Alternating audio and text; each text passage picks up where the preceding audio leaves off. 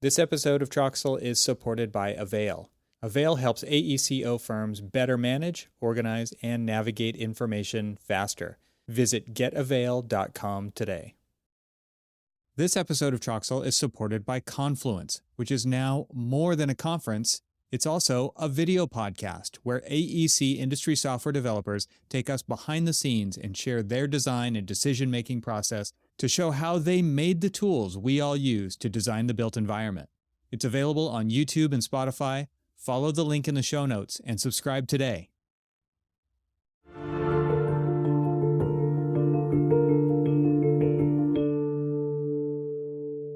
Welcome to the Troxel Podcast. I'm Evan Troxel.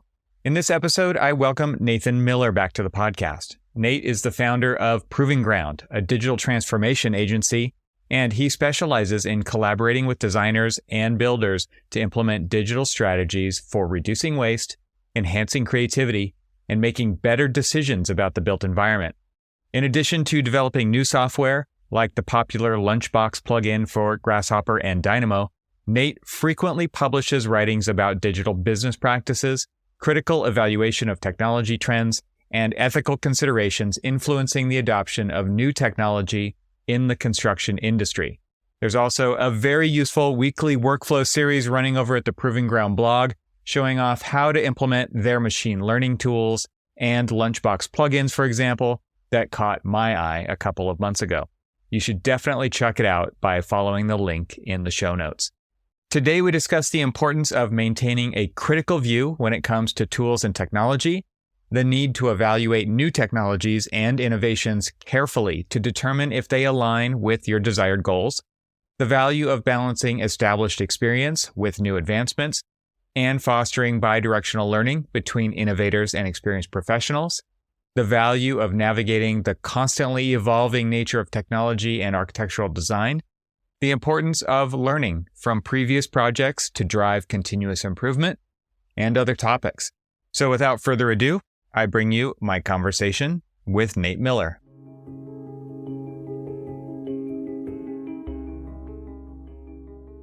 I would love to just talk about Proving Ground. I'd love to talk about kind of how you got, because the last time we talked, we didn't talk about that as far as I remember. I mean, it's a fuzzy time in history, I think, but I remember us talking about COVID and just like, it was great to have a conversation. And so like wherever it goes is wherever it goes. I don't actually like to set an agenda up front, but I would like to show, talk about what you're doing, and you're doing the Lord's work, I'm sure. Well, we can let the listeners decide if, we did the first one in 2020.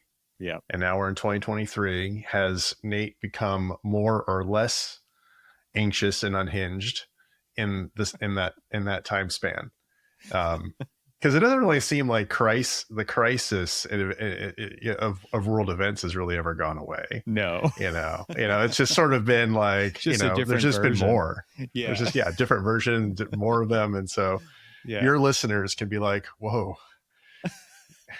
We thought, he was on the edge in 2020, and now he's really taken the plunge. I read something, Nate, that was like, you get like more and more anxious, and I know maybe angry, maybe like questioning until like age 55 is like the culmination of all that. And then it just gets better. And it's like, something happens, I'm sure that's just like some number that is an average, but well, it's like reaching the top of a roller coaster. You're like, you're at the top, you're like, okay, I'm 55 now. I'm just going to coast. I'm on my way down. This is all someone else's problem. To hell with it. Yeah. Yeah. That's right. That's right. Well, I'm getting there. I think this is good to have a combo. I turned 40 this year. And I think it's like, I didn't think it would mean too much, but it's kind of like in the back of your mind, I'm like, I'm not in my 30s anymore. Right. And I think about technology and the space that we operate in. And, you're always told, at least I always felt like, when I was first getting into the the architecture and computational design scene, you'd have the project, the senior project manager or principal talking about how, oh, he's into the new stuff. It's a young person's game, Yeah. Yeah. And now I'm kind of get to be that older guy. I mean, like, Yeah. and You're still an emerging professional. You're still a youngster in the architectural profession.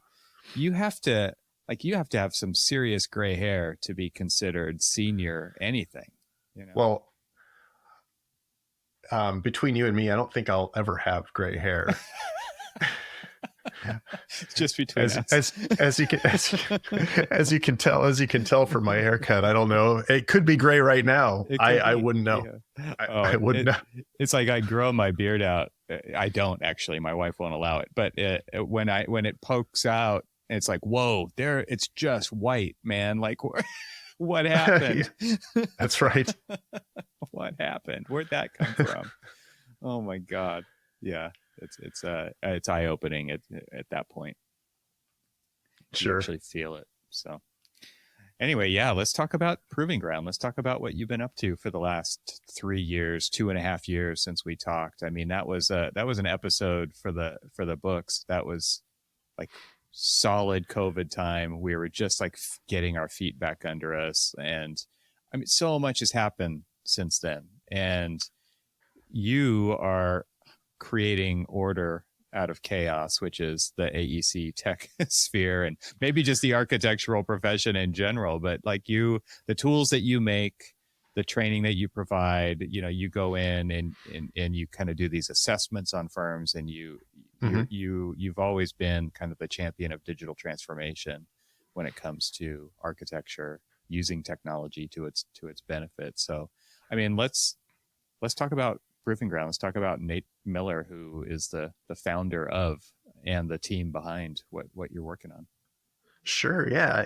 It's Proving Ground turned 8 years old as a company this year. And before that, if I really rewind the clock, Proving Ground was a blog. Right. And that's even right. Even to this day, there's that blog element to it. And, if I really think back to what really motivated, I guess, that initial genesis was, maybe a idea of a question on what can technology really do to benefit the building design, originally the building design process, because I was a designer at the time. And, right. As we all know, when you're a designer, that's all you can think about is design. And it becomes kind of your whole world. Right. But I think we've kind of broadened the scope quite a bit in more recent years as we've been thinking about construction and operations.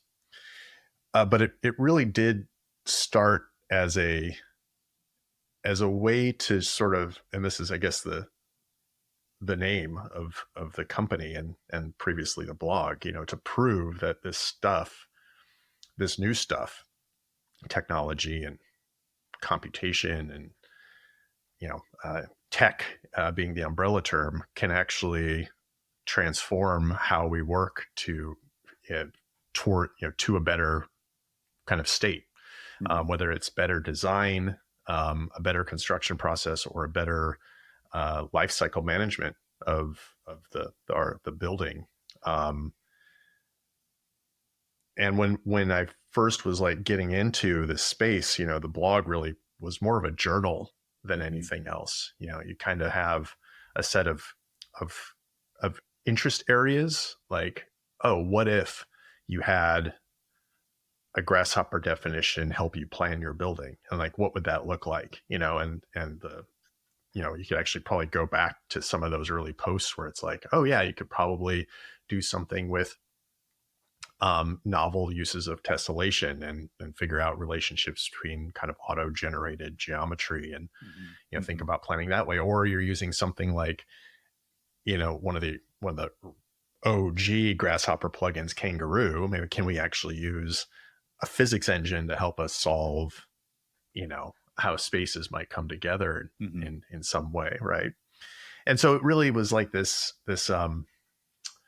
journal or diary of experiments, which eventually became, oh, I'm going to write my own plugin now. And the first one I wrote was a plugin called Slingshot, which was all about sending data out of Grasshopper into a database, and then Lunchbox, which if I rewind the clock, I think that was like 2010, 2011, when the first release of Wow. Lunchbox was out. And that one was derived from like, I just wanted to go. I mean, in some ways, it was kind of driven by, I just want to be able to get through this competition as fast as possible, because I know I'm going to be doing paneling systems, and I know I'm going to be doing a lot of complex geometry and structure. So can I create a plugin that will help me get through this without having to reinvent it every time? And that's what Lunchbox became. And if I then kind of look at our current state, what I like to think Proving Ground has become, we're a company now, which is very different than someone sitting in front of the computer writing a blog. Right. But a lot of that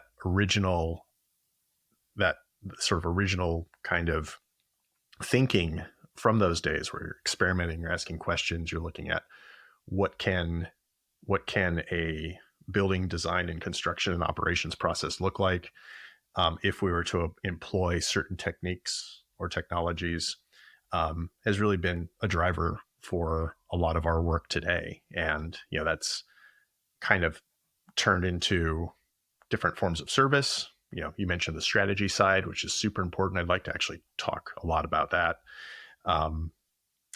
because it feeds into maybe some peripheral subject matters related to what we're seeing happening today with generative AI and all that other stuff. And a lot of people are asking a lot of questions right now in their practices, like what is this going to do? But you have the strategy side, you have, continuing to build tools. We've productized some of them. And that was really, I guess, that really started in 2020. In some ways, that was a survival instinct in some ways, because we didn't know what was going to happen. And all of a sudden our in-person training, right, and in-person workshops and strategy just like gone. Went away. Right. And so we needed to think about, okay, how can Proving Ground start to put itself out there in new and different ways? And that led to a segment of our stuff becoming more productized, and then different kinds of service, which allowed us to do what we do in a capacity that didn't require us to be in the room physically. Right. There's a lot there. I mean, I even think back to where you started with this online journal, basically. And my question is, like, how did you decide to make that a public journal versus a private journal? Because I think we see it all the time through it. You're in a position where you're looking at firms and you're seeing the duplication of effort in every one of these firms. And I think one of the big reasons of the duplication of effort is people are not publicly dreaming about this stuff. They're not publicly talking about this stuff. And so therefore they're in their own silo. Maybe they're looking at what other people are doing, but because the majority don't publicly put out there what they're working on, in the sense that you did with Proving Ground and the blog, I think that's just a very different approach. Why did you decide to go that route instead of keeping it to yourself? That's a really good question. I don't know if I know the exact answer to that. I first started the blog right as I graduated from school. And at the time, it wasn't even called Proving Ground. It was just like, I heard of people starting, blogs. I had done like, I don't know, this is taking me way back, but pre Facebook days, it was all, right. I was like, what was it called? Live Journal. Yeah. I was doing that when I was in college, early days of college. And, the Facebook became really popular when I was in college. And so in some ways, I feel like that maybe just instilled a bit of like, okay, in order for, if I think about where the world was going and how street cred and career and things like that may be taking us, where that might be going, it's going to be online. And so in some ways, the starting a blog it served two purposes. One, for my own sake, I could track what I was doing, and maybe if there was some idea of trends and in the work that I was doing and what that would be. But there was also this idea that um, you could kind of make a name for yourself by putting things out there, especially if you're doing things that were really, really new. And at the time, tools like Grasshopper um, were really, really new. And there was a bit of in those early days of Grasshopper, and I think that it still persists to this day. It's a very community driven type of tool. Yeah. And I remember when it was in the first days of beta, you had a public Google group where if you wanted to learn anything about Grasshopper, that was the only place you could get any information, because you had David Rutten writing the software. He was like almost building an airplane while he was trying to figure out where to land it, Yeah, right. And then you had all of these people like contributing ideas and throwing in example files, throwing in files that were needed for debugging. And, you don't want to, I think in that context, you don't want to be the person to be like, okay, I'm going to take all of this and make like this really private thing. You want to like absorb that information and put something else out there, so you can maybe help shift and shape that community in some ways. Mm-hmm. And I think that was really a big driver for that. I think the idea of the community driven development of the tools that I was using, in combination with just a general cultural ethos around putting yourself out there in the, right as social media was becoming super, super popular, gave me that kind of platform with Proving Ground. It's also where it seems like you found your tribe, right? I mean, that's the idea of an online community, but there's so many other people kind of in your cohort that I would assume kind of came out of you finding those people in that location online. Sure. I mean, I think so. I mean, there's the, if I think back to, you could almost get really specific here with the Grasshopper stuff, but the original like kind of plug-in cohort that were putting out tools that I think to this day are among the most popular. We mentioned Kangaroo earlier by Daniel Piker. You had Firefly, authored by people like Andy Payne. You have, there are some that I don't know if they've quite continued on. I think about, stuff like I think more recently, like the Ladybug tools that kind of, it's forward a few more years, but it's now one of those kind of staples of the workflow. And then I'd like to put Lunchbox in there too. It's just it's become one of those things, like when people get Grasshopper and people get Rhino, they get those plugins I just mentioned in parallel with it, right? Because that's what in some ways gives it its juice, more than what's available out of the box, right?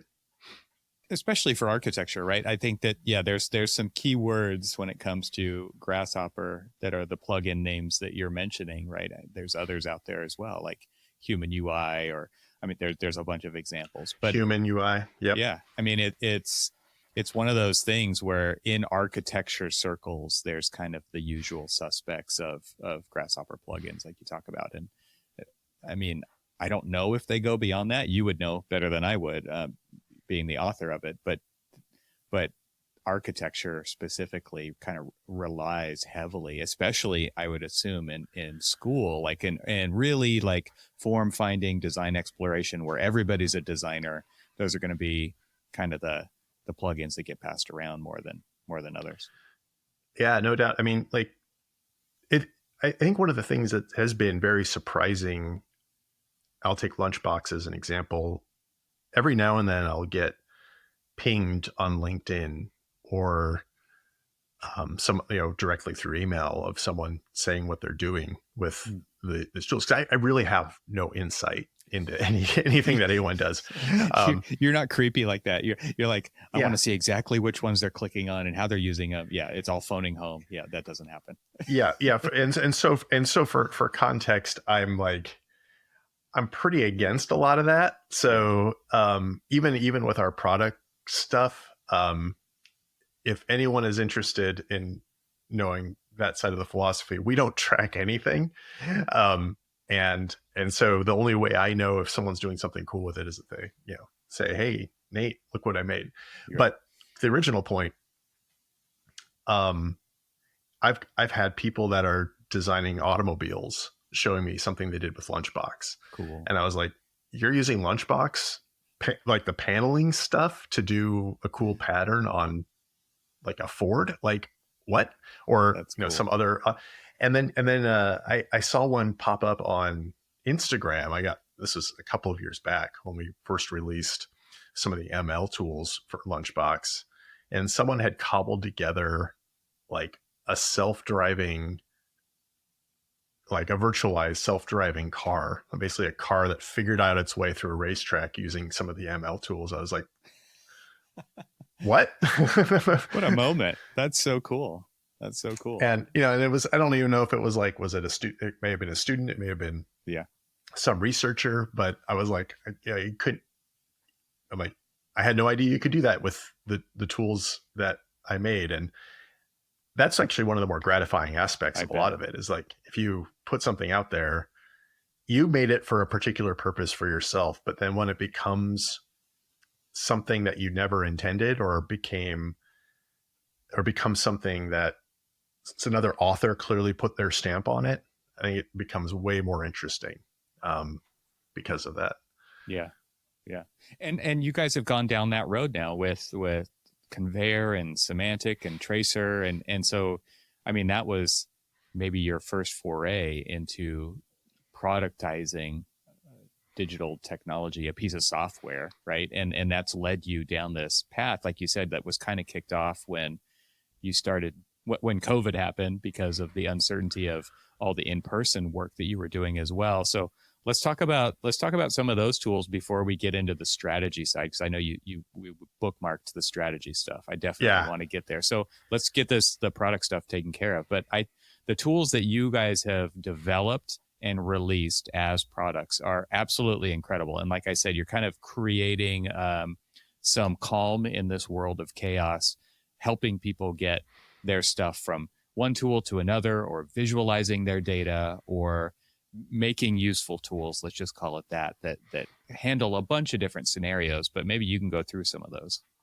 Sure. Yeah. So the tools that we're talking about here, and we can go through each one very briefly. The Conveyor, Semantic, and Tracer are the three tools that we have available on PG apps, our Proving Ground apps. And those were all born out of services initially. They were tools, or the bones of them were tools that were used to solve a real world problem that we as consultants were encountering. Whether it had been a building, or helping someone compose a dashboard, or synthesize some data. And at a certain point, we realized that, hey, some of this stuff might be valuable as a generalizable toolkit. And I think Conveyor is the first example of this. The problem of interoperability between different design applications has been an area of interest of mine for years. If I go back to, like, rewind the clock to the early days of Lunchbox, and between 2009 and 2011, I was working on a stadium at MBBJ, and I think it was one of the first documented use cases of Grasshopper at such a large scale. Right. We were trying to parametrically solve this exterior and kind of interior seating bowl of the stadium with Grasshopper and kind of computational methods, just to get us, in some ways, just because we had to get our way through the project. But there was like this other conundrum with that workflow that we had to figure out was, we're doing this all in Rhino, but we needed to get it over into Revit, because that's that's what our firm was using. That's what MBBJ was using and continues to use, and many other firms are using it. But we had no like path to get there. There was basically at that time we were like looking at novel ways of using SAT, like automating SAT exports and imports in just to get the documentation set, get some drawings out. And that kind of woke me up to the fact that all of the systems that we use in this industry are not very well integrated with each other. And if we think about the time waste that occurs during a design process, there's a good chunk of that is in figuring out how you can move information and data between these platforms that we need to use. And I have a very, I guess, shop-mindedness to me. You know, if I think about a shop, I have different tools for different purposes, and I'm going to grab the tool that's best for the job. Mm-hmm. I'm not going to try to screw something in with a hammer. I'm not going to try to like saw something off with pair of tin snips. You know, you want to pick the right thing.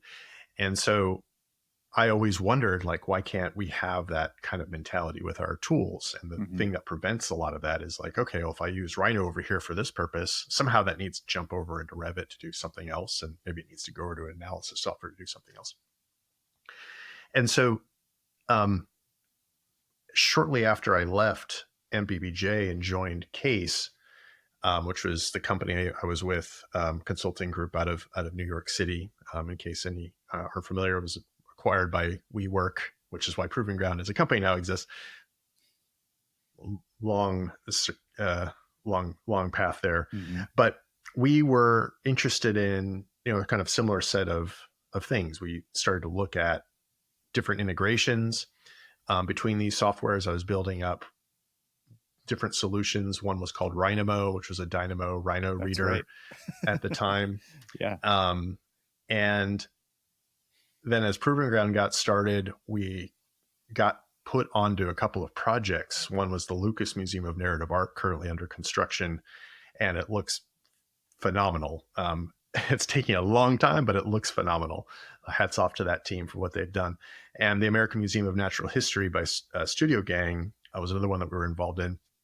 And these two projects had challenged us at the time. It was just two of us, some really small team at Proving Ground, to figure out a way that how we can efficiently move this hyper complex geometry seamlessly between these applications and do it in a way that didn't necessarily require us to be in the driver's seat, because we needed to hand the workflow off to a team. And that's kind of where Conveyor was born. We needed to figure out a way for these geometries to transfer, assuming the end user knew nothing about Grasshopper, assuming that there wasn't necessarily an advanced, like what we would call advanced modeling toolkit, but maybe a generalized modeling skill set around knowing how to manipulate Rhino models and knowing how to manipulate Revit models using more of the conventional tools.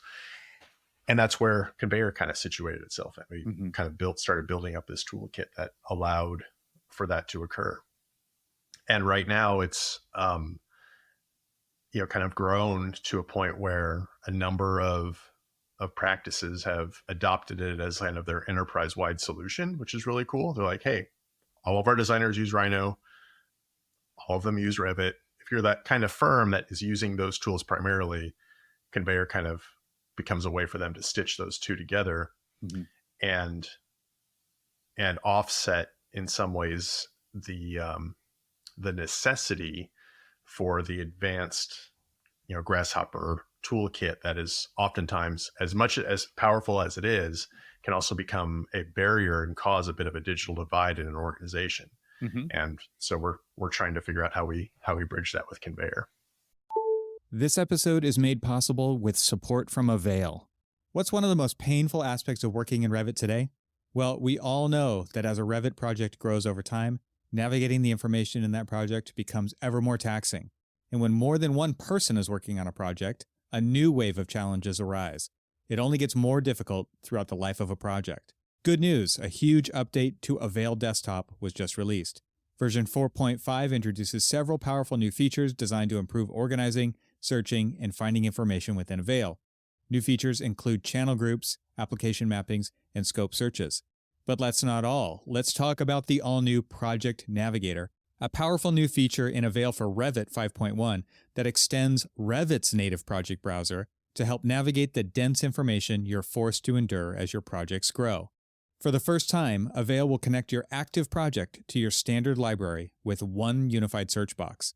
With Project Navigator, you can easily switch between active projects, see recently viewed Revit elements, search across all Revit project elements, yes, all of them, conveniently search Avail with one click, filter by all the different element types, navigate to sheets and views, legends and schedules, view individual elements contained on sheets and navigate to them, view family types, and more importantly, actually drag and drop them right into your project, view instances of each family type currently being used in the model, and more. To read all about the new features and see a video of them in action, visit getavail.com. There you'll find a features pull-down menu, and you can look at all of the different features, including the new Project Navigator. Once again, that's getavail.com, and look in the bar across the top for that features pull-down menu. Thank you to Avail for supporting this episode of Troxel.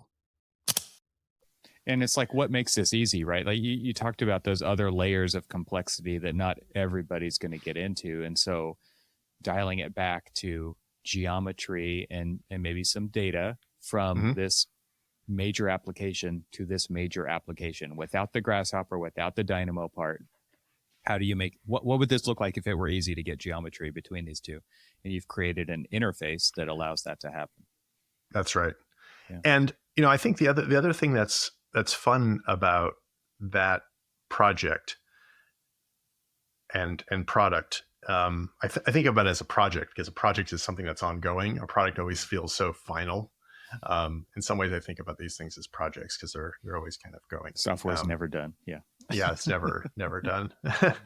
But one of the things that became really fun, I think, in post 2020, getting into 2021, 2022, is that Rhino 7 came out, and the McNeil folks had developed Rhino Inside, which introduces the kind of the ability to directly integrate Rhino into another application. And Rhino Inside Revit is like their, in some ways, a flagship example of like, hey, you can now launch Grasshopper within Revit and do with Grasshopper similar things that you might have been doing with Dynamo. And by the way, it starts to solve some of the interoperability challenges between these platforms because they're now kind of directly linked. Well, that became really fun for us because not only did they kind of create the ability to launch Rhino and Grasshopper from within Revit, that pipeline becomes something that a third-party developer like ourselves could actively use to expand on tools like Conveyor. So out of the box, you download Rhino inside Revit. You can open up Grasshopper and do Grasshopper-y things within Revit, have a lot of fun with that. But we can also launch Rhino and then use the Conveyor translators that we've made and have a direct back and forth from Rhino without having to touch Grasshopper. We're kind of able to use the pipeline that the generous folks at McNeil have been able to carve out to allow us to use our logic and our kind of translation methodologies to make the process even easier. So it's like, again, it comes back to that community side of things, right? Like McNeil's part of the community. We're part of the community. There's a lot of people part of this network, and their thinking allowed us to expand our thinking. And, we've been sharing ideas back and forth for a while now. And I think it starts to work both ways. And that's really, really fun when that happens. And the kinds of geometry that you're sending back and forth, I mean, it's not just boxes, right? It's not just rectangles. It's like the two examples that you cited, the Lucas Museum and the Studio Gang example. I've seen photos of those, and like to actually get that kind of geometry built in the real world as a physical object is incredibly difficult. And tools like these actually make it possible and easier Right. at the same time, right? Like that's That's right. kind of a holy grail of realizing design intent. It's absolutely incredible. Yeah. Yeah. Yeah. There's not a single, I always like to joke whenever want to give a lecture about those two buildings and our digital workflow as that's a part of it. There's not a single straight line in either of those projects, it seems. And,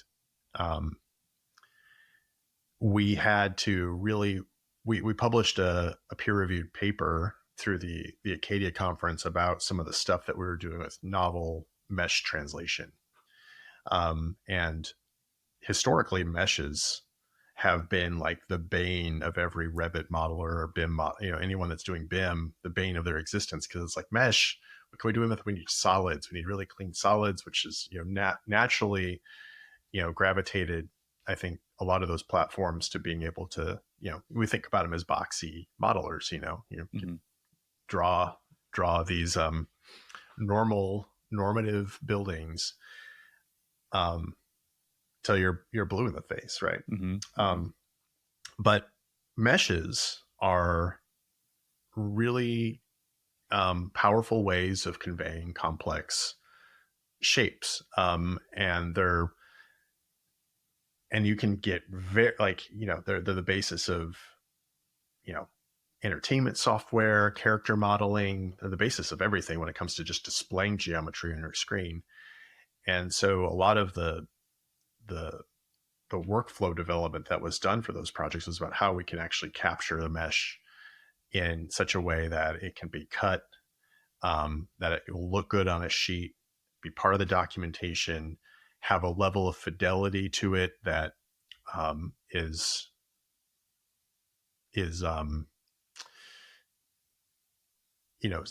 supportive of the design intent. We don't want it to be too coarse. We don't need it to be too detailed. So we developed, ways of, refining those meshes as part of that whole translation workflow process. And it became such that's, one of the more interesting features of Conveyor, if we get into the specifics of the different things it translates, is how it handles the mesh component and makes them usable, and part of BIM in a way that I don't think were previously. Yeah, for sure. Well, let's get through your other two as well. So, which one do you want to talk about next? Conveyor. Well, I think those two are like companions in many ways, because they touch on business intelligence, and the idea of telling a story with your data. And when I was at Case, we were doing a lot of work with Tableau at the time, because we were basically creating reports to help our clients understand their standards better, like what was in their models, the quality of their digital assets. And that kind of experience opened me up to this world of like, oh, what if you could actually use data as a storytelling device, much like you would use a rendering to tell an architectural story, or a drawing. Can you use the data side of all of this to tell the story, or expand on the story in a way that the more conventional modes of architectural representation don't allow. And so as Proving Ground was getting started, Power BI was becoming more popular. We were starting to see it pop up on desktops of our clients. And, project managers were using it from like a scheduling purpose. And, you'd see accounting departments using it, and, a number of other kind of analysts using that kind of tool. And at a certain point, it became kind of apparent, like, well, what if we could make connections from Power BI into the model assets that people were using, and not only display the data, but display the kinds of representation that we need to be able to tell the story of our architecture. And so that's where semantic and tracer came into play. And I think tracer was in some ways first, because we had been working with building information models for quite a while, and we're very familiar with the Revit underlying data structure. And so tracer started off as a way of, okay, let's get the data out into a database structure, so a structure that sits apart from Revit entirely, such that it can then be hooked in to a place like Power BI, and we can run analysis on quantities and parameter values and element counts, and just basically unpack what's in that model. And then that evolved into, what if we started to serialize geometry in a number of different ways? What if we could convert the areas of a Revit model to a GeoJSON such that you could start to display it in like a mapping viewer? And then what if you were able to take the three-dimensional geometry of a Revit file and turn it into a set of meshes that could then be rendered in a 3D viewer? And could we even get a 3D viewer in Power BI was another kind of big part of that question. And so Tracer was born out of like, okay, we have a data analysis thing. We need to get the data out. And then the viewers became a way for us to then stitch it all back together in Power BI. And with that information, a designer or an architect or a project manager can compose a story within Power BI that tells them something about their building. And I was just on a phone call earlier this week. Phone call. No one does phone calls anymore. It was a Zoom call. Of course it was. I feel like I'm just constantly like dating myself in this combo. Again, we'll leave it up to the viewers to decide if I've become more or less unhinged since 2020. It's okay. We're recording this episode right now on VHS. So yeah. Okay. Oh, that's my comfort area. Right. Hey, perfect. That's a relief. Actually, that would be really funny if you like published like a really grainy VHS quality of this recording. We're just one filter away from that. Sidebar, and before I get back on topic, I'm going to take myself off topic. I got my son into music in this last year, and the way I got him into music is I bought him it's not an original, but it's something you can still get them on Amazon, kind of a knockoff Walkman. Nice.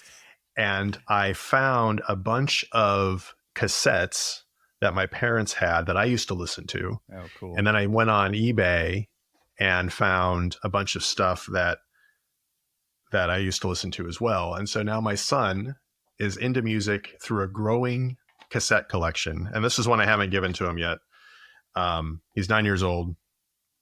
He's he's into rock and stuff like that. But I also have been giving him the Guardians of the Galaxy. You can buy new stuff on cassette.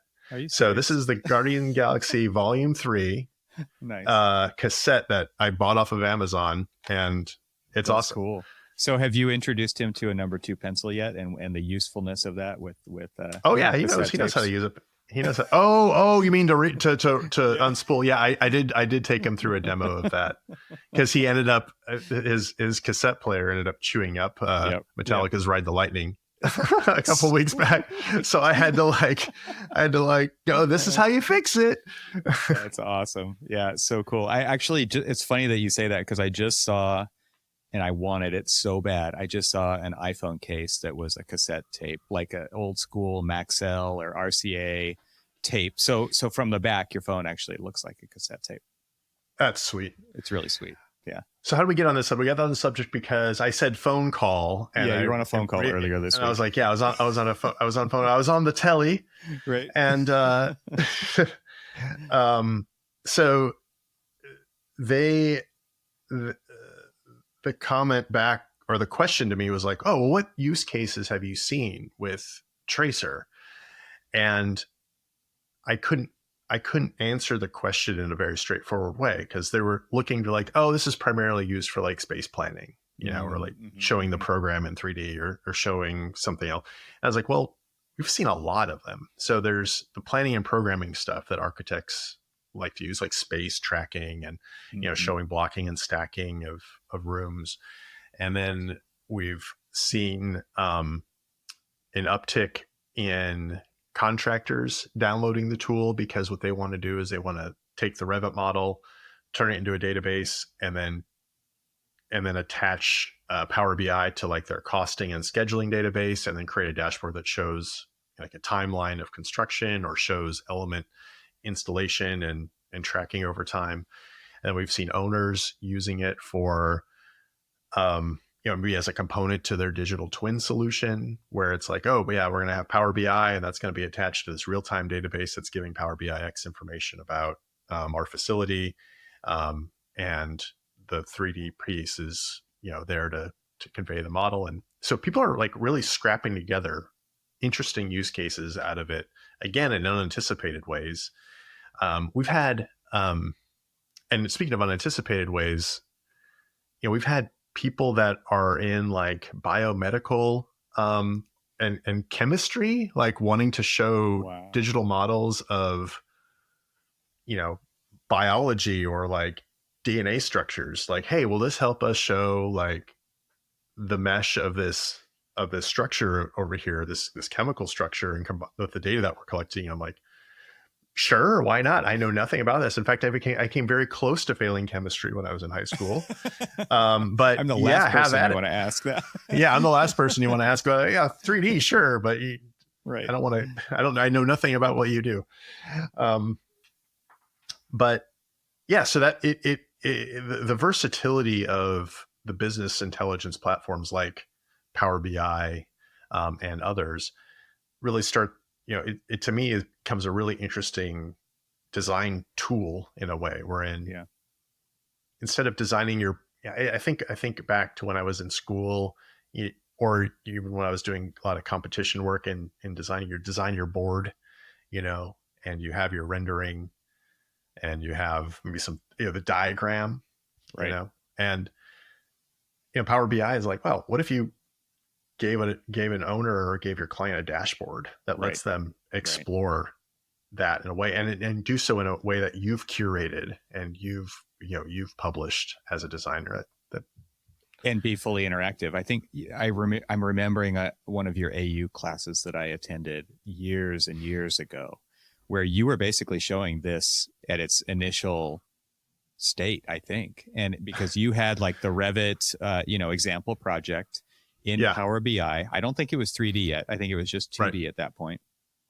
And you were just typing in a query, and it was isolating information and showing you like how many classrooms are in this building. It was like you could ask it a question in regular language, and it would kind of parse that and filter that data down and just show you what you were asking. And I remember just like opening up my eyes to the possibilities here for allowing someone else who is not a designer, who's not working in Revit, who's not working on the project, to be able to track progress, answer questions with a client, make sure that you're on track with the program, like all the pieces are there, that the sizes are right. It was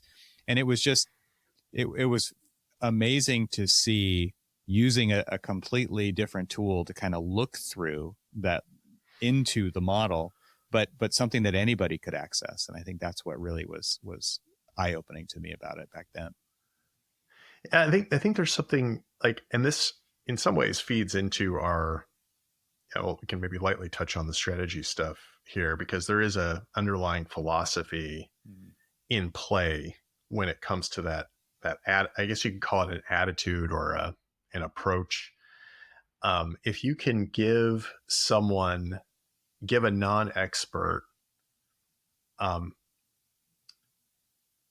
information or data that once previously required an expert, but you're giving it to them in a way that they can then digest and understand, you've all of a sudden set up what in my view would be like the foundational part of a digital transformation. Digital tools and technology are not transformational if they are relegated to a select few, in my view. They need to be something that it allows us to have them opened up to a cross section of stakeholders, of people, such that they can participate. And when I think about the Power BI and the stuff that we're doing with semantic and tracer, it's really about that. It's about people to compose a model, whether it's a Rhino model or a Revit model. That requires expertise. That requires someone to go into the 3D world and construct their model. Mm-hmm. But then if you have publishing tools, stuff that allows you to take that information and put it in a way that with a nominal amount of knowledge of how you might rotate a 3D view or click on a bar graph and see the impact of that selection on a model, you've all of a sudden made an opaque process far more transparent and allows for more people to participate than were participating previously. And then you've created some level of foundation for a transformational conversation. Yeah. I would say, like, to be really specific about it, is you're letting them drive. And that's a big deal, because you could do everything that you just said by watching over someone's shoulder, Sure. who is the expert driver, but to actually give them the steering wheel is Mm-hmm. a completely different game, because it's actually starting to create a relationship between the person and the data, not even the tool necessarily, but like what are the answers that they're trying to get. And that creates a level of transparency. It creates a level of accountability to build trust in the system and build a relationship with the people who are allowing or enabling that even to happen. And that there's way bigger impacts to that allows for for a project than without it. And that's where that transformation can actually gain a foothold. Because if it's just tools and there's no trust and there's no relationship, then it's just tools. Like it doesn't actually make a difference. Yeah. Well, and I think there's another aspect to it that I think is also really important, is that it somehow there needs to be a bit of a fun side to it. Agreed. Like we've seen many dashboards, reports and things like that just by that contain a lot of really good information, but just by nature of them being boring as hell, no one wants to look at them Right. or gain any insight. And so when I think about this idea of composing and publishing, Mm-hmm. and the element of creativity that can go into it, it's in some ways like designing a game. You want the game to be fun. Right. You want there to be self-discovery by the person playing it. And so you, as a designer of, say, your dashboard that has attachments into BIM or Rhino or any of these other applications, you want it to be such that there's a level of intuition, there's a level of like, I want to go deeper, and you want to encourage this kind of interaction with the data that helps that end user become educated, Mm-hmm. but also have fun with it along the way. Like, hey, I've never seen this before, or hey, isn't this cool? And if we can create tools that are helping designers compose in that way, then I think that's where we want to be.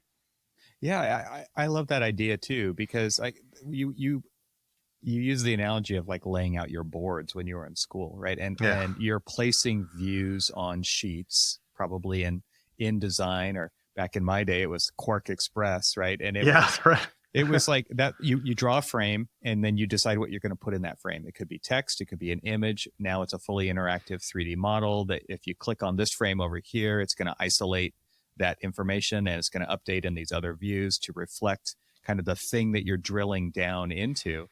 But it creates that, it's another level, right? Because of the interactivity than just the 2D boards on the wall were. And it encourages exploration, and it encourages someone to scratch an itch and find out something that isn't just apparent on the surface. It is deeper. And that is what's so interesting, I think, about architecture in general, is real architecture does that as well in a spatial way. Maybe it does it with light. Maybe it does it with color. Maybe it does it with texture. Maybe it does it with the size and proportion of the room. But we're talking about using this to get us there. And this building this relationship along the way, using tools like this that enable that to happen, is a fantastic way to deliver that project and include people in the process along the way. Right. Yeah, super cool. There's also, there's an element here where there's also I think a component to what we do that also operates, we try to do new things, but we also build on what's there, in many ways. Mm-hmm. We're not, Proving Ground isn't a company that we're not designing our own ground up platform, which I think requires a very different kind of business model, Mm-hmm. right? We have amazing kind of platforms being built by the ground up by the folks at like Hypar, and others out there, right? We are, building tools that naturally extend things that people are already familiar with to a degree. So like Conveyor, Rhino and Revit are known commodities in the world of design. We're trying to introduce another level of integration in there. Power BI is a well-established product, and the idea of creating, web viewable,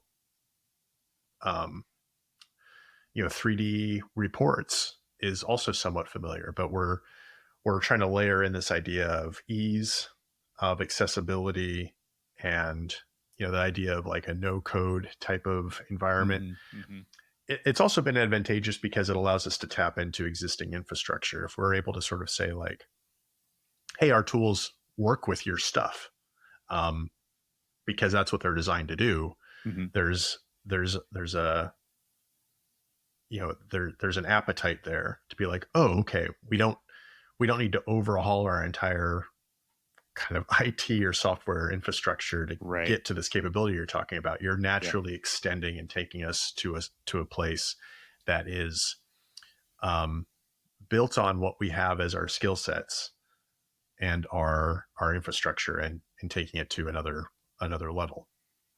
It reminds me of like old car magazines where it was like bolt-on performance, right? And it was like anybody can do it, that's the idea, right? It's like you've already got the building blocks in place, you have the expertise, and now you're just going to extend the capabilities or get a little bit more with just an add-on that helps do the things that in other ways are extremely difficult to do. You couldn't piece that together yourself without an extremely large amount of effort, right? So yeah, the value in the tool is kind of obvious the first time you use it.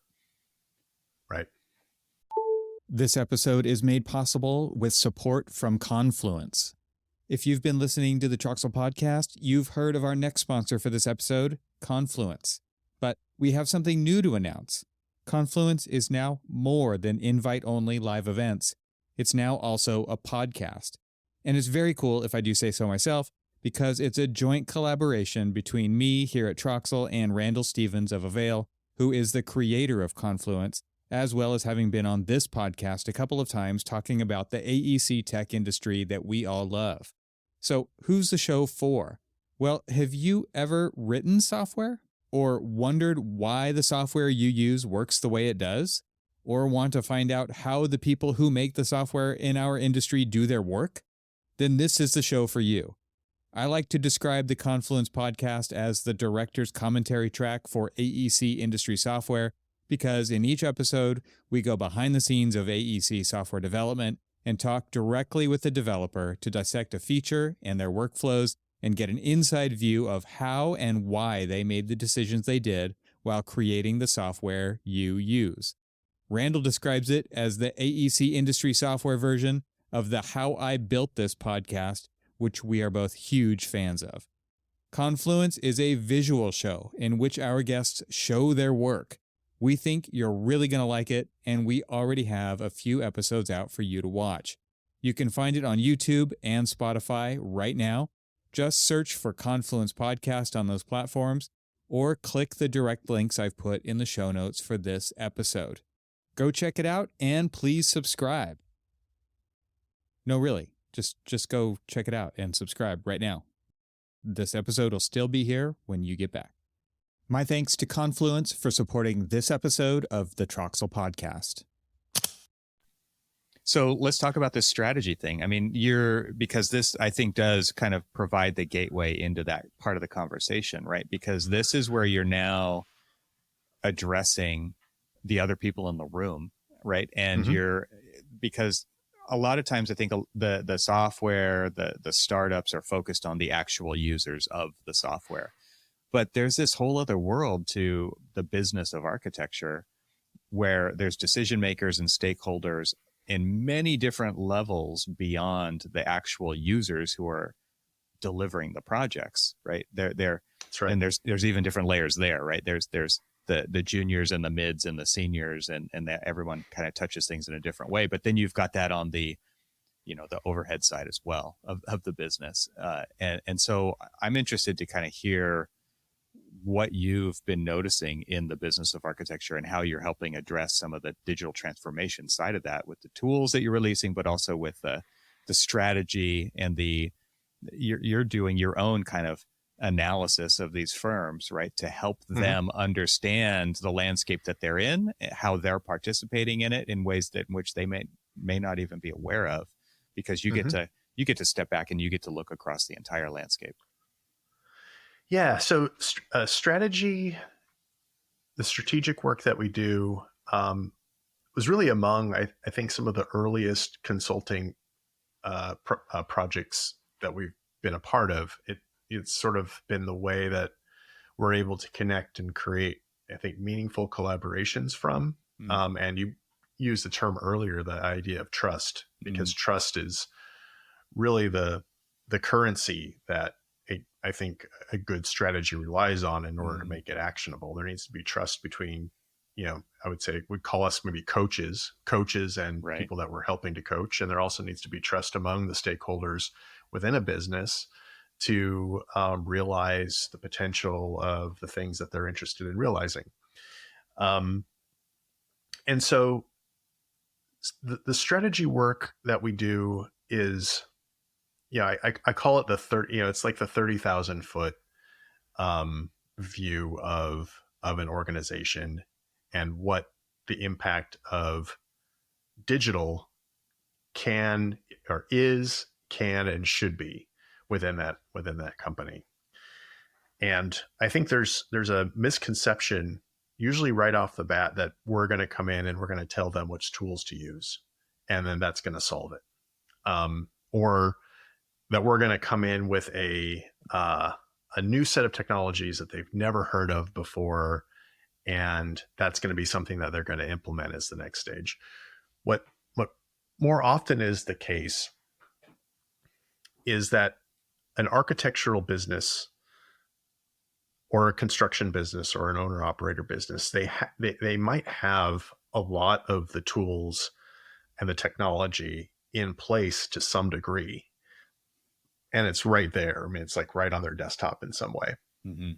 But what they're missing is the attention to process and the attention to people and their skills in order to motivate the organization to really see the benefit.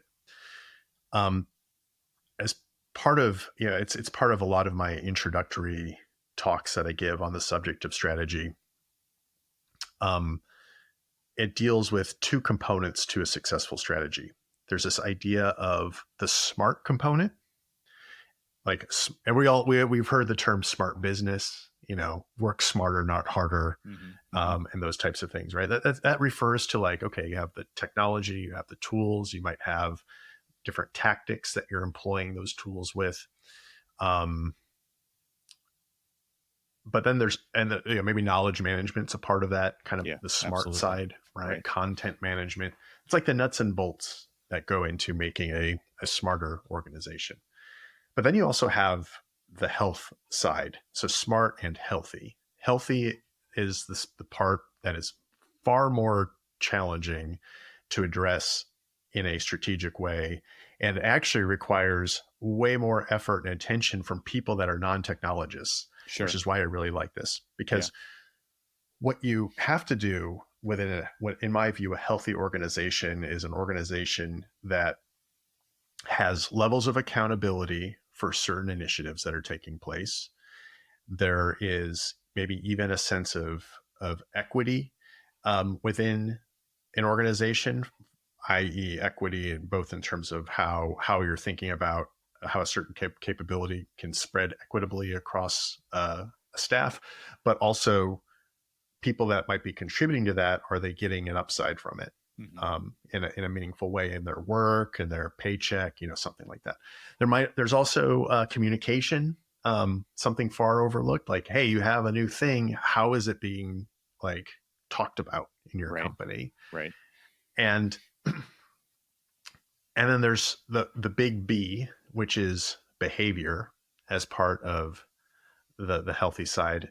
Is your team set up in such a way where they are being motivated to change the way they do things? And that one right there is probably you could call it the biggest speed bump or barrier in any organization when it comes to digital transformation. And I'm sure you've heard it in many of the places that you've worked. Why are you doing something a certain way? The answer is usually, well, that's just the way I've always done it. Yeah. And there's very little motivation to push an individual to sort of be like, well, maybe I should look at it a different way or change the way I'm working. And so this is why you have to engage those leaders as well, because that mentality comes out of, I don't have time to look at another way to do it. I don't know that there's a better way to do it. And the project has been built around slicing up time in the way that we've always done things. And so therefore, you give me that amount of time to do the thing, I will take that amount of time to do the thing. That's right. The B is for behavior, the B is also for bias, right? It's like they have through their professional upbringing, through the habits that we build, the rules of thumb that we cultivate. These are great things in many respects because it allows us to work. We are gaining experience. We are developing rules of thumb. We are figuring out faster ways to shortcut problems that we always encounter. These are necessities for us to be successful. But if we're not careful, those habits and those rules of thumb can also put the blinders on our ability to see other possibilities. Yeah. And that's kind of what I like to think about our strategy is like, can we come into the room and help take some of those blinders off and help motivate an organization at different levels, whether it's the designer doing the project, or it's the project manager that's trying to figure out how to staff a project appropriately, or it's the executive trying to make a high level decision on where to invest in training, in a new capability, or how they might be developing a relationship with a prospective client. Can we help them look past maybe some of what they know and get into an area where they might be uncomfortable at first, but recognize that, hey, this new capability can take us where we want to go. And if we can get that kind of attitude in place, then the roadmap, and a roadmap is usually like what I refer to as a roadmap is usually the artifact that comes out of every strategy engagement, kind of sets a near, mid, and long-term set of goals. That roadmap becomes very much easier to execute because you can see where you're going and you have this level of buy-in at these different levels that help people know where they're going and know how they are participants in that ride together. So many times someone like you, Nate, will come into a business and do the thing that you just talked about. You'll create this report, you'll create the roadmap, and then you're out. And then they're left to their own devices. And there maybe aren't some directly responsible individuals for each key element on there.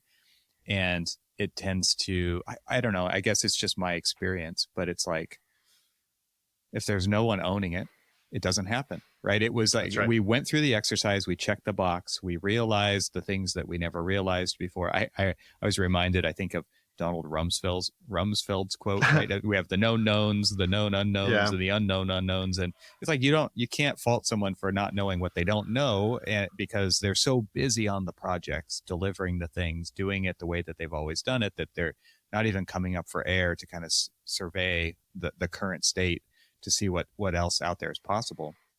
You, as this injection, get to come in and kind of show people what might be possible after you've listened to them. I mean, as far as like efficacy goes to these kinds of relationships that you enter into with them, I'm sure you've seen it go both ways, good and bad. But I mean, Yeah. if you were to kind of assign a ratio to it, what do you think that would be for implementation and success of those interactions? I would say, there's I don't know if I have like like a statistical like percentage where I could say like, hey, these, folks, we're at 80%. 80/20, always. Yeah, we're at 80/20. We're at 80/20. 80% of the time, our strategies work every time. Like, Yeah. I don't know if I can say that with certainty, but what I can say is that there definitely is the breakdown that you described. There are companies that we've worked with where we've come in and we've done the strategy. We've even set up the kind of like an accountability structure and who's doing what.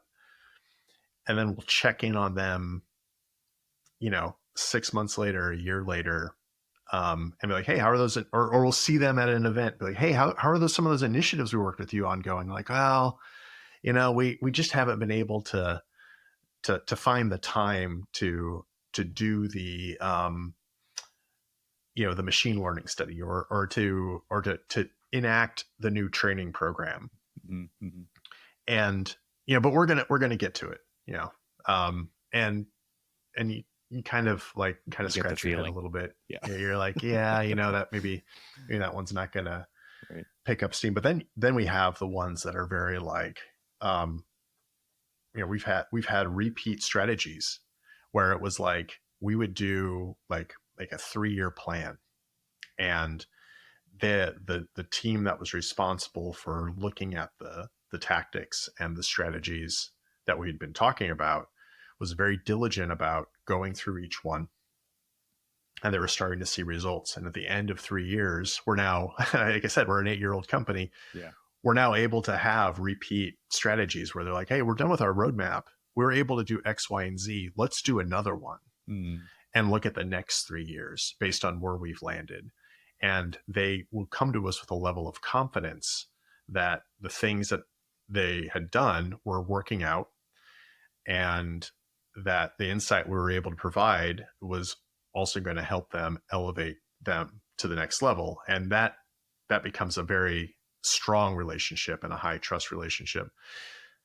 And those are two like examples where it's sort of like we do the thing and then we, like you said, might go away for a while, or we're not like actively involved in the tactics. You're not actually delivering it. It's up to them to deliver it on it. Yeah. But we've also been a part of a number of strategies that are like, yeah, we'll work on the tactics together. And oh, by the way, like these 5 over here are things that we can directly help you with. Mm-hmm. Implementing a centralized data warehouse, for example, or setting them up with training around interoperability. Things like that become natural points of entry for us to be more hands-on with the approach. And I tend to like, obviously I like those more because it's like, oh yeah, it's like kind of more business, right? Yeah. But it's also, I like them because it gives us more of a hand in the success or failure of what the roadmap could be. And I feel like with more involvement, we're able to help continue to give advice along the way. Sure. And that lends itself to a better chance at the transformation succeeding. I will say that I have a blog article that states as much, and is based on some research. Digital transformation initiatives are really, really hard to pull off. Yeah. I think there's a statistic out there that they did a survey of like big companies that were initiating digital transformation initiatives. They have like an 82% failure rate, which is like, there's a number. Really high. There's a number. It's really high. I mean, because what happens is, and it all comes back to that B word, behavior. Mm-hmm. What they're able to do is you're able to sort of say like these digital transformation initiatives, as well-meaning, as well thought out as they can be, if you're not able to, again, attach their success or failure in a way that is relevant to to a wide range of stakeholders that will see some kind of upside in their work, then they're going to stick with what's known, and they're going to stick with the way that they've always done things. And and that I think is especially true in larger organizations where there's just a lot of complexity, a lot of bureaucracy, a lot of different opinions, and it's easy, I think, if you're an employee in a large company and the kind of upper echelon of leadership comes down like, hey, we're releasing a new strategy. It doesn't matter what it is. It could be related to, the food service as much as it is the technology that they're using. Sure. But if it's one of those things where, hey, this is coming on down and my project manager isn't really talking to me about it, and my my principal is just sort of like, okay, whatever, we're going to ride this out for 3 years and then we'll have a new strategy. There's sort of this element of like, yeah, we'll wait and see, as opposed to hey, let's get on this, and that's where you want to get past. You want to get past the wait and see stage and to show results with these strategies that can be meaningful to people. You mentioned the word upside, and I'm wondering if you have any particular thoughts about, I mean, it is so important for someone to see upside early, is my guess, right? Because I don't do what you do, but that makes a lot of sense. And so do you focus on that a lot on the work that you're doing there? Because I mean, you said you've got a short-term, a mid-term, and a long-term kind of staging of the plan. The short-term stuff, I would assume, kind of has to show value very quickly so that it even has a chance of continuing to that mid-level point. Just general thoughts on that kind of thing.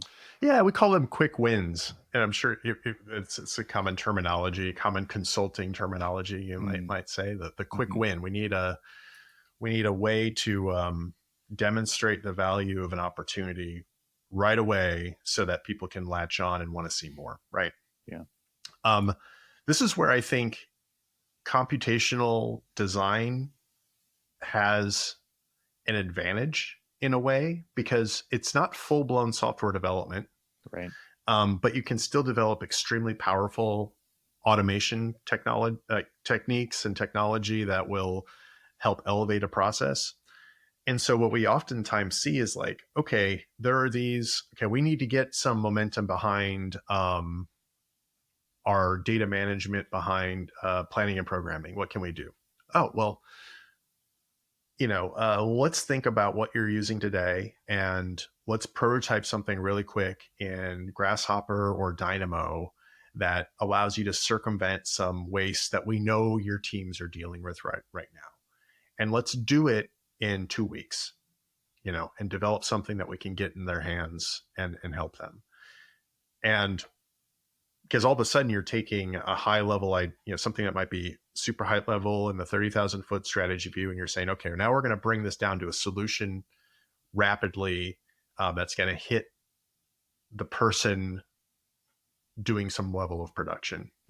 And so that all of a sudden can generate a lot of excitement, and also puts a lot of interest behind the technology initiatives. Like, oh, I had no idea we could do this. Why don't we have more computational designers? Where can we get more training? How can I participate in this training? How can I sit in on the next strategy meeting so we can talk about what we need, because we think this could turn into a new tool for us that has broader reach. And those quick wins can help, prompt the questions and prompt the dialogue. And when we build software, that's part of our, I think, workflow in general, is that if we're building something custom, we want to have prototypes, we want to have wireframes, we want to have things that take something from the abstract into something that is actually meaningful and we know can deliver, right? Just like the architectural design process, right? Exactly. It's amazing the parallels there. The architectural design process, you want to have, you have your sketches, you have your initial renderings, you go through the different phases of design. That's actually something that we've drawn that parallel before, and it tends to resonate. It's like digital transformation is just another design problem, and you're going through a very similar set of steps.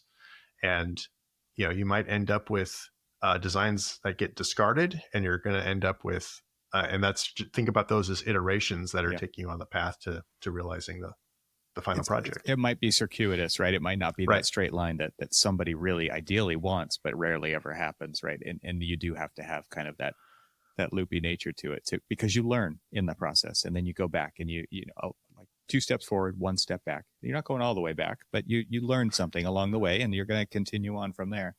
I think it creates a level of ownership too. Like you said, you have this high level report that the highest level people in the company are responding to, but then you take it down to the grassroots, to the floor, and you say, here's a technology that we can introduce that's going to make this person and this process better. And that's going to have an outcome of excitement, and it starts to get their gears turning. And now you have both levels working, right? You have a high level and a grassroots level working together to deliver on those strategies, but actually really in a useful day-to-day way. And I think it does take both to be really successful, right? It's like you've got to see it. You've got to see progress at both ends of the scale, and you've got to have ownership at both ends of the scale for it to have a chance to make it. That's right. Yeah, that's right. The other thing that I was thinking about when you were talking about these reports is flexibility, and like is how much flexibility is built in, because if you're doing a 3-year report, and I think about what's happened in the last year, it's like the report's got to change, Nate. Something happened in technology, the explosion of large language models, AI as an example, would have an effect on digital transformation, I would assume, pretty obviously, right? And so maybe and so I'm just wondering, how do you navigate that as a consultant to these companies, building flexibility into your reports or not? So I would say that yes, I think I use the term report. I also use the term roadmap. These are very, I would say, by nature, meant to be living documents. The early sort of stage stuff, like the near term tactics that are often like outlined, are far more concrete than the later stuff. And I think what they also need to do, what a good strategy also needs to do, is provide some basis of criticality into them, so you have a North Star that you're headed towards, and what not to get distracted by. And I think that's one of the more dangerous. We don't think about it as often, but it is one of the more dangerous and things that can really derail a strategy, where it's like, oh my God, something new just came along, and I'm going to table everything else and just look at this new thing. Squirrel. Yeah. Squirrel. Exactly. And with technology, boy, is that easy. It's easy. I can look at my LinkedIn feed right now, and I will show you a feed of dozens of people doing the squirrel thing at this moment. and so what I think is important then is to sort of say, like, okay, we know technology is going to be changing and evolving, and there's going to be a new thing. But what you need to do as a practice is be able to say, like, does this new thing, if we critically look at it, does it support where we want to go? Does it take away from where we want to go? Or is it just a general kind of R&D, and we're just going to kind of wait it out and see what happens? And I think in a lot of cases, if we hear of something new, there's an element that we want to educate ourselves as much as we can about something that is maybe capturing the popular imagination. But there's also an aspect of like, we're going to wait about between 18 and 24 months to see how it actually shakes out, to see if it will be something that is going to concretely move us in a new direction. Because the there's two sides of being an early adopter. You're basically gambling. You are putting a gamble. You're placing a bet. You're like, hey, this new thing is going to be the thing, or it's not going to be the thing. And, it's really a 50-50 shot, Sure. How many people I remember when Google Glass came out. Do you remember that? Yeah. I knew just maybe a few people that were early adopters, and they were walking around with the Google Glass and they had the thing, and it just fell flat on its face. Mhm. And, it wasn't the new thing. And now today you do have some more augmented things. Since you brought it up earlier, I do a lot of swimming. I get ads pushed to me all the time where you can get AR goggles that will show you like all of your stats as you're doing laps. Pretty cool. That was like, oh, this is actually a practical use of that one thing I saw that fell on its face a while back. So you want to have, you want to be careful with the new stuff, I think, in a way where you just want to make sure that you're engaging with it in a way that is going to be productive and it's not a distraction. Mm-hmm. And you're not going to be sinking a lot of money into something that ends up being it ends up going nowhere. Yeah. There's as we know, this world of architecture, you have, there's a business model attached to it where R&D is already really hard to come by, and justify certain levels of investment. So you're kind of like, okay, is this, the metaverse is a good example of this. Yeah, It's like, it kind of blew up last year, right? It was like at first, beginning of the year, everyone was hot on metaverse. Yeah. It's like, boom, this is where it's going. And by the end of the year, all those stocks tanked, and Right. crypto along with it, and it's like, there's a level of churn that happens in tech that you want to build a critical view around, so you don't get sucked in a way that is going to be detrimental to your goal. You talked about that critical look of the business over time. And I was thinking, as you're saying that, it's like, because it's come up on this podcast, it's come up on my other podcast, about how architecture in general, the profession, is bad at looking at itself as a design problem, right? Looking at its business as a design problem. And the way that I just started to think about it as you were talking was, it's not like an architectural design problem. It's more like a software design problem, in that the software is kind of never done, right? Where a building is like, yep, at some point you hand it over to the contractor and they hand it over to the owner, and then you're on to the next project, right? And there's, of course, there's software like that too, that just stops getting maintained or whatever.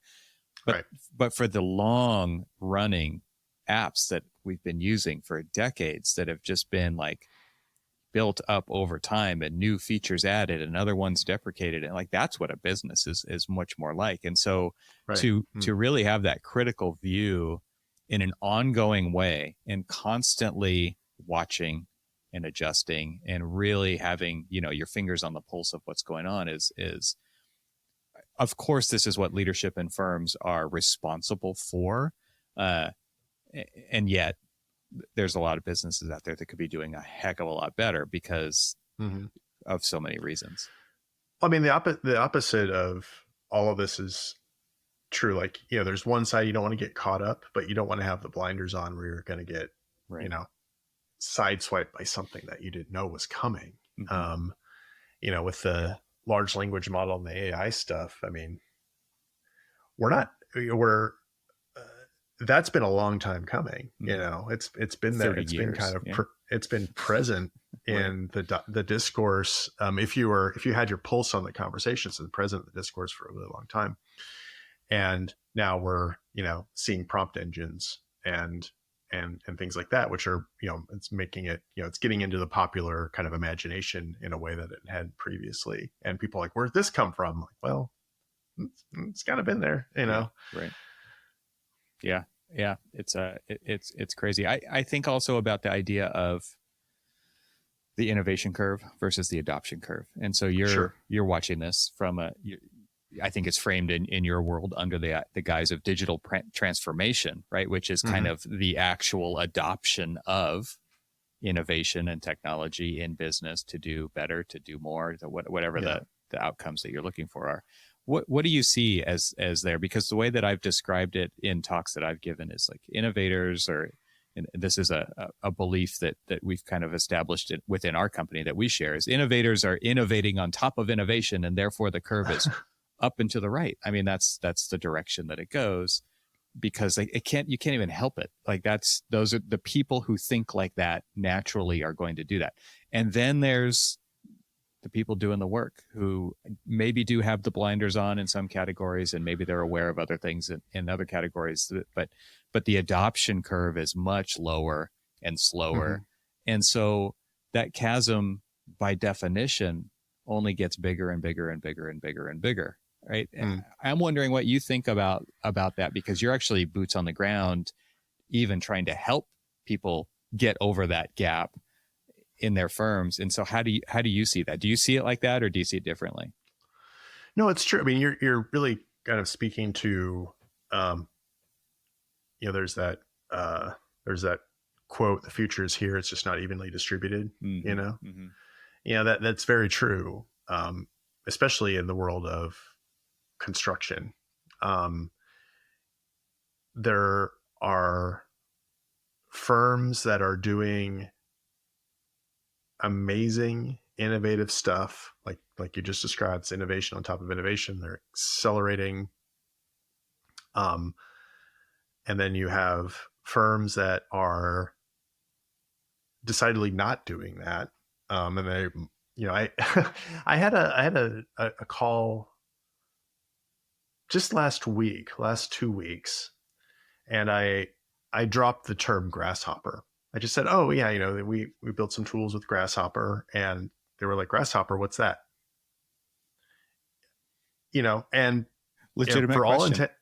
Legitimate question. I've been trying to figure that out for like the last 13 years. Right. I've been really thinking about it. But we take for granted how well established some of these products are, and some people just have not engaged at all. And for all intents and purposes, the firm that I was talking with at that point in time was profitable and had a good customer base and was moving along just fine. Right. And I think that's an important thing, that it's always important to have those kinds of gut checks. Is like, just because something is innovative, doesn't necessarily negate or supersede or override the benefit of doing things in a way that's already established as well. So like, I'm not, I think you're right. I think you're right that you have innovators that are always going to be, moving that curve up and to the right. But I think this comes back to the kind of point I was making earlier about being critical about where you're at, where you're going, and maybe it's just who I am as well. Because when I was at MBBJ, I was the grasshopper guy, and I love building stuff in Grasshopper. But I tell you, when it came crunch time, there was nothing stopping me from being like, you know what? I'm going to get in these CAD plans, and we're going to be ripping through the document. Yeah, we're going to be ripping through the document set. Yeah. Like, you have to do it, and you have to do it to get by, and you need to kind of rely on those experiences too. Mm-hmm. So in many ways it comes down to, maybe there's an element of balance there. Like, there's so much expertise. Like you talked about the gray hairs in this industry, right? Earlier, and how, and I may be getting to be one of those too, at this point, but there's so much experience there.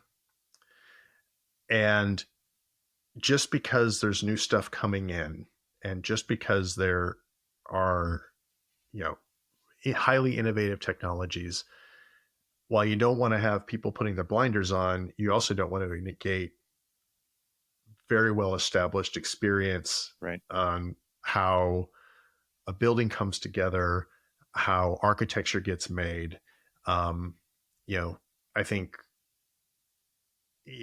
you almost want to, we called it, it was kind of, there's like a term that was popular there for a while. It's called upward mentoring or reverse mentoring, something we often advocated for in a lot of strategies. Also was something that MBBJ was kind of big on, is that you would pair up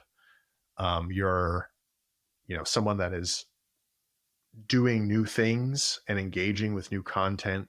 Maybe it's Grasshopper, maybe it's rendering, maybe it's um, a different form of design. You'd pair those individuals up with people that are very well established in the field, and you would try to set up a mechanism where they can learn from each other. Yeah.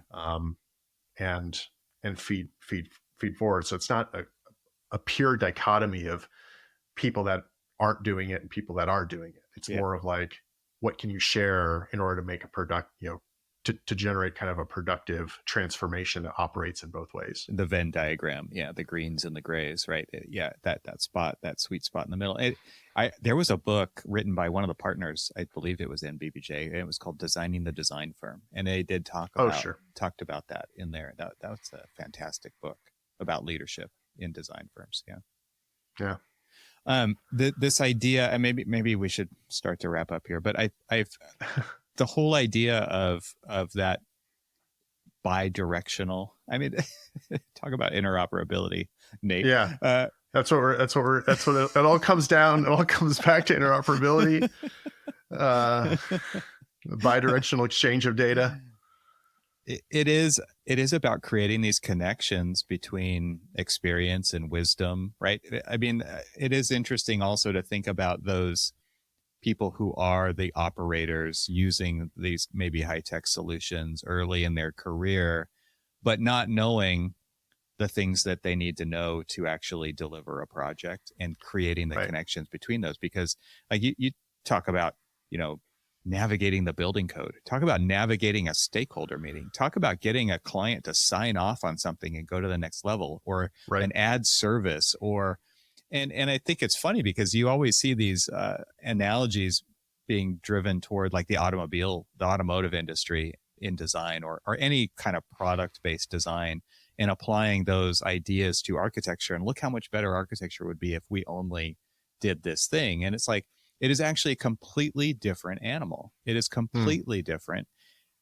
How many times does a automotive firm engage a customer to ask them their preference when they're designing a car? Like, hardly ever is my guess, is the answer to that. I'm sure it happens, but like the architectural design process is completely different than that. Completely different.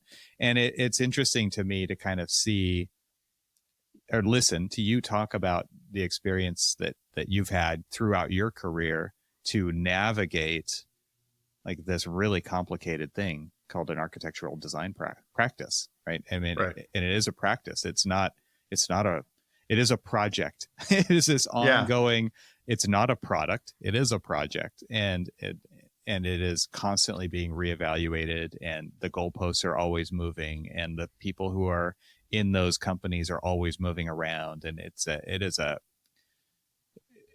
just this really interesting kind of, what's the word? Organic thing that's just constantly changing all the time. Yeah.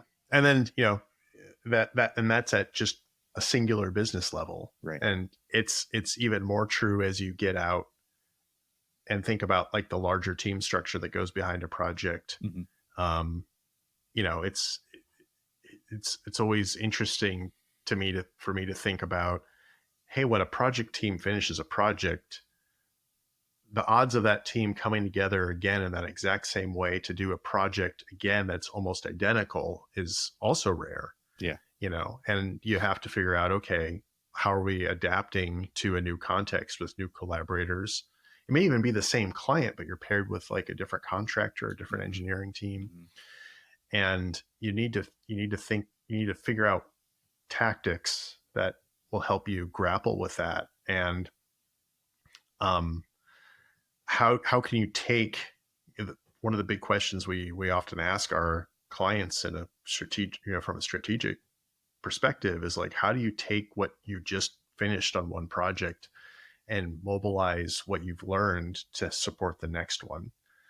And if you're a firm that has figured that out, I think you are in a position that is far better than most. I would say you're in the 99th percentile, and you, even if that firm itself is not a digital firm, you're probably putting yourself, by just figuring that one part out, figuring out how you're going to learn from one project to the next and expand and improve, you've probably set yourself up to be more of an innovator than any firm that has the latest cutting edge tools.